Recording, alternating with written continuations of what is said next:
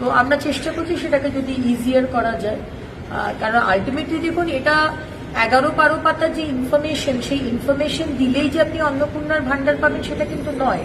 কারণ আগামী দিন অনেক কেন্দ্রের যোজনা আসবে এবং সেই যোজনাগুলোর জন্য আমরা ইনফরমেশন ডেটা নিয়ে রাখছি, কিন্তু এই ডেটার বেসিসে কিন্তু আপনি অন্নপূর্ণার ভান্ডার পাবেন কি না, অন্নপূর্ণা যোজনা পাবেন কি না পাবেন তা কিন্তু নয়।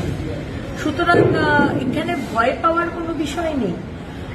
আর যে যে বিষয়গুলো আমি অলরেডি ক্লিয়ার করেছি, যারা ভোটার লিস্টে নাম নেই, যারা আমাদের দেশের ব্যক্তি নয়, যারা একাধিক বিয়ে, যারা ইনকাম ট্যাক্স দেন, যারা সন্তানদের গভর্নমেন্ট সরকার অনুমোদিত ইনস্টিটিউশনে পড়াননি, তাদের আমরা এর মধ্যে, আর কেউ যদি ইনকাম ট্যাক্স দিয়ে থাকে তাহলে আপনি কেন নেবেন? মানে এটা একটা আপনার তো নেওয়াই উচিত নয় আমার মনে হয়।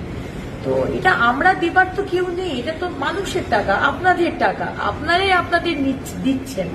সুতরাং আমার মনে হয় যে আসল মানুষগুলো যাতে, অনেকে বলছে যে আপনি তো বলেছিলেন, মুখ্যমন্ত্রী বলেছিলেন যে যা লক্ষ্মীর ভান্ডারে হবে সেই নামটাই ট্রান্সফার হবে, আর আমরা তো জানতাম না সেই সময় যে কোনো পুরুষ, এত পুরুষ তারা লক্ষ্মীর ভান্ডার পেয়েছে, ভাবতে পারেন?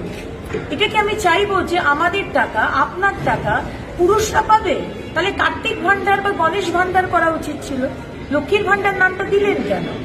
সুতরাং দেখুন এই ডিসিশনস গুলো তো এখন নিতে হচ্ছে, কারণ আমরা চাই না যে কোনো ব্যক্তি যে এলিজিবল নয়, যে মহিলা, তার কাছে টাকাটা যাক বা কোনো পুরুষের কাছে টাকাটা যাক। সেই কারণেই আজকে এই স্টেপস গুলো নেওয়া হচ্ছে।